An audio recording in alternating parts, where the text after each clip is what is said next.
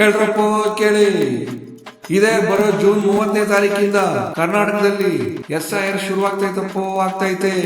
June 30ಕ್ಕೆ ಶುರು ಆಗೋ SIR July 29 ಮುಗ್ದೋಗುತ್ತೆ.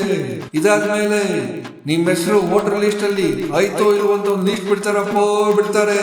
ಆ ಲಿಸ್ಟ್ ಅಲ್ಲಿ ಏನಾದ್ರು ಹೆಚ್ಚು ಕಮ್ಮಿ ಆಗಿದ್ರೆ, ತಪ್ಪಾಗಿದ್ರೆ, ನಿಮ್ ಹೆಸರು ಕಿತ್ತಾಕಿದ್ರೆ ಆಗಸ್ಟ್ 5ನೇ ತಾರೀಕಿಂದ ಸೆಪ್ಟೆಂಬರ್ 4ನೇ ತಾರೀಕುವರೆಗೆ ಏನೇ ತಕರಾರಿದ್ರು ಹೇಳ್ಬೋದು. ಇದಾದ್ಮೇಲೆ ಅಕ್ಟೋಬರ್ 7ನೇ ತಾರೀಕು ಫೈನಲ್ ಲಿಸ್ಟ್ ಬರುತ್ತೆ.